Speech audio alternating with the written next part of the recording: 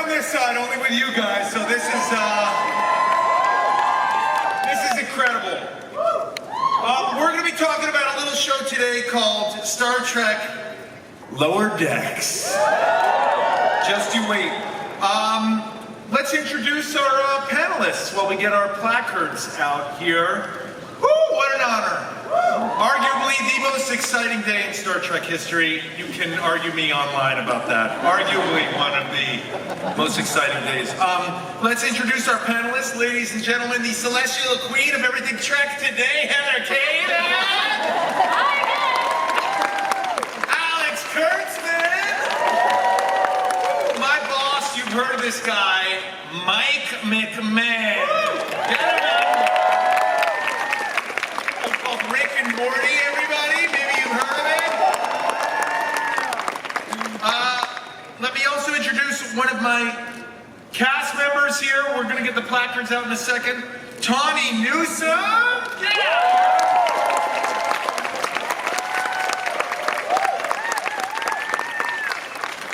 And there she is. And also fellow cast member Jack Quaid.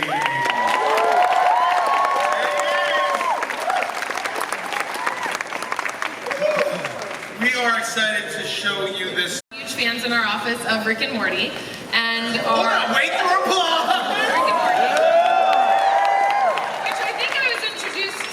Both of us maybe were introduced to by our children. Don't judge. And yeah, and our colleague Aaron Byers, who is here in the audience, he's amazing. He said, "Well, you have to be the guy who runs Rick and Morty, Mike McMahan, because he is this massive Star Trek fan." And he's such a massive Star Trek fan that after TNG went off the air and he was so sad about it, he started tweeting fake log lines to a fake season 8 of TNG that didn't exist. And Simon & Schuster thought it was so amazing that they then said, "Hey, why don't you turn your tweets into a book?" So actually you can buy this book. So now I'm plugging the book, which was not my intention. I'm plugging Mike McMahan. Plug this book. So Mike McMahan came in and said, "I don't know if you guys would ever be interested in doing the kind of Star Trek I want to do. I'm like a lifelong Star Trek fan, but I'm curious to do a show about what happens on the lower decks of a ship." And we were like, yes, we were blown away. So that's how this came about. So what you're saying is it's sort of the Downton Abbey of Star Trek. Exactly. Yes. Michael, tell us what is Lower Decks about? Guys, I cannot believe I am here at all in Star Trek and in Hall H and getting to share this stuff.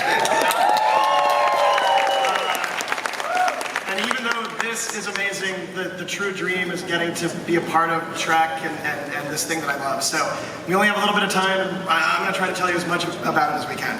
So Lower Decks is a half-hour animated show. So it feels like it's about the same length as like a Simpsons episode. And it focuses on 4 ensigns who are serving on a not important ship in Starfleet. And they have stories they're stories that I think feel very Starfleet. They're stories about working on a ship, who you're working with. There's social, emotional stories mixed in with sci-fi stories, because every Star Trek is kind of about a family, and our show is also about a family. It's just not the same family you've seen before. There's a lot of familiar Star Trek in it, and it was really important to me that even though we're a comedy, the comedy does not come from punching down on Trek or making fun of tropes. It feels like every episode is a real Star Trek episode, but we're focusing on people in the ship who are funny and that you will love. So it's been an absolute joy to work on. It takes place in 2380, so it's right after Nemesis, Voyager's back. It's kind of I'm a TNG guy, I really wanted to do it like that, so we're going to show you some stuff, and we're going to tell you about some characters right now. Tell us about your character, Mariner. Yeah, so I am Ensign Beckett Mariner, and she's like what I think I am in my head all the time. Like, she's always like very irreverent and like a badass and doesn't ever follow the rules. Meanwhile, I'm like a speed limit driving, just total wimp. But she's very good at all things, you know, Starfleet. She just doesn't care. Like, she's been demoted a ton of times. She should be way further in the ranks than she is. She's just kind of like you know, a weirdo rock and roll party queen who just wants to ride her skateboard and eat her piece of pizza in peace, man. Jack. Everybody say hi to Jack down there. He's got... Hello. Jack, tell us about your character. I play Ensign Brad Boimler, and that expression says it all. He's basically the opposite of Mariner. He's very by the book. He really wants to be a captain. He's very book smart, but he's just constantly getting in his own way. He gets very in his head. I always say, like, he would nail the written portion of the driving test, like flying colors, but once it got to him actually being in the car, it would just be a complete and total disaster. So, yeah, and these two characters, they clash. Yeah. But they're friends. What do we call him? We call him, like, Pearl Clutchy. Yes, we call Boimler's very Pearl. Boimler's always scandalized by something, like, real nuts that Mariner's doing. Real, with a skateboard and pizza. Always the skateboard. Yeah, in the booth, it's a lot of me physically clutching imaginary pearls. It's weird that you wear them to our recording it's sessions. It's nuts. I can't do VO without a good set of pearls. That's what my grandmother always said. I know. Michael, tell us about some other Lower Decks characters. We got Tendi. Yeah, so Boimler and Mariner are often given the same jobs and go about it in totally different ways. They're working with Ensign Tendi, played by Noelle Wells, who it's her first day on the ship in the pilot, and so we're getting to explore this kind of like new niche of the Star Trek world through her eyes. And she was a huge Starfleet fan, and even all through the Academy before she even got on the ship. So being on the ship every day just blows her mind. And there's no job, even she's in medical and she works in the medical bay, and there's no gross alien illness that she's not just absolutely thrilled to be dealing with. She's kind of like, if I get to be on a Star Trek ship, and I'd be like, yeah, whatever, I'll deal with anything. Just I want to be here. Like that's what Tendi's like. And she's also hilarious and just like a source of joy. And then we have Ensign Rutherford, who I think you'll see in a second, who's played by Eugene Cordero, who's brilliant and funny and the sweetest guy in the world. And he is our engineer. And like Geordi LaForge, he's like amazing at engineering stuff, but unlike Geordi LaForge, he does not solve the problems by the end of every episode. Because he's learning, you know? Sometimes science is about learning stuff while you go and making mistakes. He's got this cyborg implant on his head that he just got, and it's kind of like when you get a new phone and you're like, wait, they got rid of the button, do I swipe now? That's him, but with like how he thinks. Because he's like an he's like a TNG early adopter, which is like a hard place to be. So those four are the ones that are kind of like, that's our family. That's our Star Trek family that we're experiencing this world in. And we're really excited to get to share it with you. Boimler's so mad. There we go. That's a group shot right there. It's a great group shot. Let me ask Alex and Heather, what inspired you to jump into the animated world? You know, obviously the original series is a huge fan favorite, and as we look to expanding the world of Trek, and you see that animation is at this incredible renaissance right now. It's at a renaissance in terms of some of the best stories that are being told in the animation space. You know, between Spider-Verse and Rick and Morty, you've got such an incredible wow, Spider-Verse? And the thing that's so fun for us is that we get to experiment with different animation styles and different tones. And you know, I think in some ways people have perceived that Trek is limited in what it can be. And our thesis is that it has to be what it is to everybody, but it can also be more. It can expand. So it has to be a show for the fans first and foremost, but we want to bring in so many other people, and part of that is getting them younger, because there really has never been an initiative to get to kids when they were younger. And Trek is an amazing thing that teaches you how to be a better person in the world, and that has incredible values, and that talks about the importance of diversity and the importance of caring about other people, and all of these really, really, really essential things that people should be hearing about and knowing about early in their lives, so that we can make the world a better place. So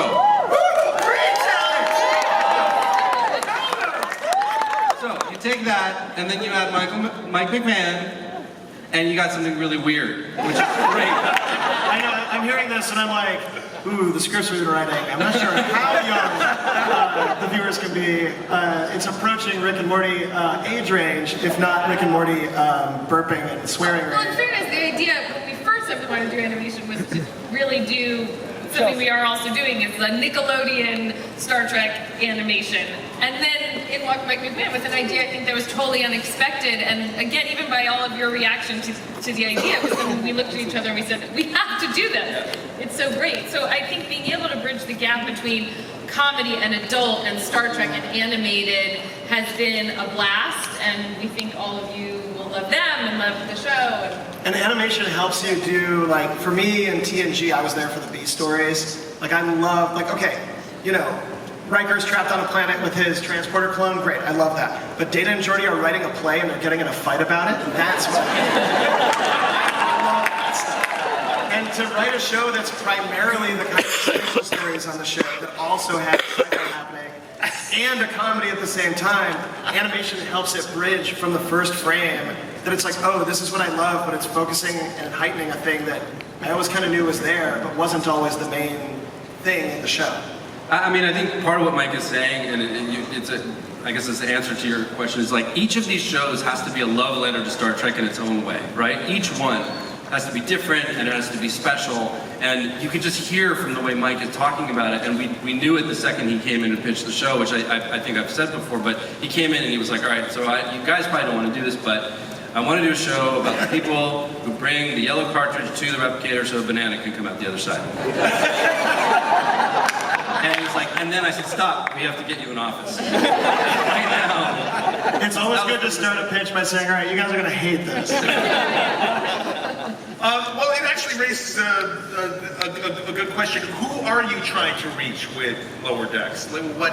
I think anybody who loves Star Trek and wants to explore more of it and find new characters to love and see new, you know, standalone episodes with sci-fi, heightened, dramatic elements, but then also like characters that care about each other and learn and grow and change and investigate other things in this world that we love. But also I think people who haven't had an entry point yet into Star Trek, if you're a fan of The Simpsons, you're a fan of Family Guy, you're a fan of Rick and Morty, you're just a fan of comedy in general, I think this should be your show and your way into Star Trek that hopefully then makes you interested to see more shows in the universe. I know, it's funny because it's funny enough and it's clear enough that if you've never seen Star Trek before, this could be your first Star Trek, and then be like, I guess there's some live action Star Trek too. But if you love Star Trek, it's in a shared universe, so there are jokes in jokes that only you guys will get. Right. About like Odo's bucket, you know? But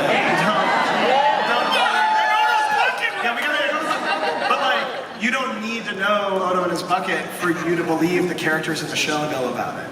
Yeah, I love every now and then I'll come across, I mean, I'm a fan, but I'm not, you know, the most educated fan, obviously. So I'll read things and I'll be like, I think I remember this, but like we have to stop a recording session so Mike can be like, okay, so in this one episode in TNG season 5, and he like gives me the whole lowdown of it.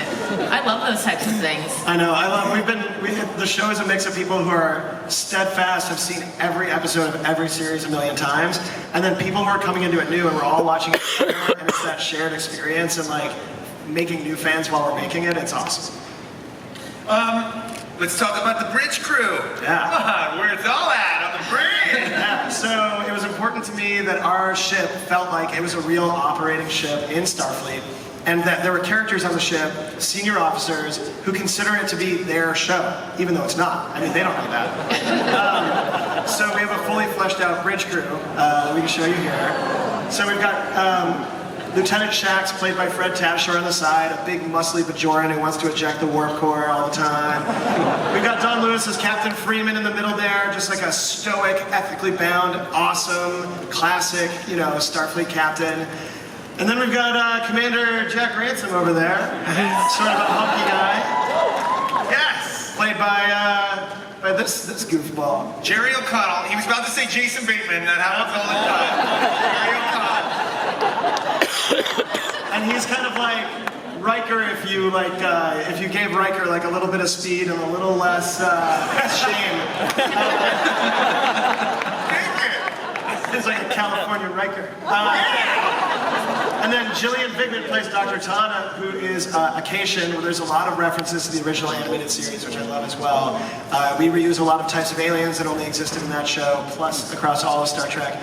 But Dr. Ta'ana is our head of medical and is really, really bad at talking to people, but really good at solving sci-fi space mysteries. So, And she has no tail. she has no tail, and Heather is so bothered by that. She's like, where did it go? But I love that the original Acacian was this like sexy feline. This is an alley cat that just got into a fight. Yeah, exactly. You know, we like taking things from the original animated series that feel like it's a reference, but then we're doing our own thing that feels right in this show. So no purring, sexy Acacian skies, not yet. I'm sorry. But you know, I don't know. Maybe Dr. Tana has like a super inappropriate cousin. Yeah. Right. Anything you want to talk about the recording sessions and how much fun they are? I mean, I can say for me, I don't think professionally I've had as much fun as being in a recording session with Michael McMahan. It's You have a like, lot of fun. It's, I mean, and I just know that all of you are going to have as much fun watching it. I mean, is it as much fun for you guys when you're in there? Yes, it's insane. I'm talking at the same time. It's so great. It's so great. It's so great. We love it. love it so much. We love doing it together too. Like occasionally Jack and I will get to record together, which is just so ridiculous because I don't think we say most of the words that you wrote on your fine script. So Not at all. allow us to apologize for that, sir. okay. What we tend to do is just like riff and play off of each other and find things, and who knows what you'll use. But the freedom to be able to do that is just, I mean, as an actor and an improviser, that's such an amazing gift to be like trusted with it. So it just makes it even more fun. My favorite parts of our riffs are the last 10 seconds where we're like, there's no way this is getting in the show. Yeah, where we should have stopped 15 seconds ago. But someone was like, keep them going. Let's see where this goes. Michael, anything else you want to share with all the fans here in Hall? Greatest drawing, black squares and yellow lines I've ever seen. Look at this, dude. We got a holodeck on the ship. This holodeck breaks all the time. It never works right. No, we're not going to show you the design of the ship today, but I wanted to tell you that it's a California class. We have a whole class of ship that operates at the same time as the larger classes of ship, but that they do kind of like support work. So we're going to be exploring that, and the show takes place on a ship named the Cerritos. That's Lower Decks. USS Cerritos, everybody! The USS Cerritos crew, right? Doing the real work out there! Yes, so I've been listening to a lot of your podcasts, and they're great. And I think it's high time that we have an official Star Trek podcast. So we're going to have one starting this year, and this amazing woman to my left is going to be the host of our new Star Trek podcast. I'm so thrilled. Thank you. Like as a fan, I'm so excited to have like, frankly, the access that you guys have to be able to. I mean, who out here hosts a podcast? Every one of you, right? You each have 3. We all. Some of the hardest stuff is booking and just like trying to get people who you think are interesting and cool. And I mean, the amazing wealth of cool people that you have that will be able to talk to you just about general themes in Trek. You know, I think it's important to say it's not going to be like a recap show. Yeah. It's just going to be general themes, talking with people who are maybe loosely connected to the world, other fellow fans. I'm pumped. I think the idea is that Trek has been this incredible cultural conversation for 53 years, and it's going strong. And yeah, we'll bring in people who are involved in the shows, and they'll talk about their experiences on the shows. But we also want to bring in people who haven't necessarily been on the shows, but who've been deeply influenced by Star Trek, and talk about its influence on science, and talk about its influence on, you know, on everything in the world. And we're at an incredible moment right now where I think the cultural conversation that Trek has enabled for so long needs to be loud and strong and proud, and that's what this is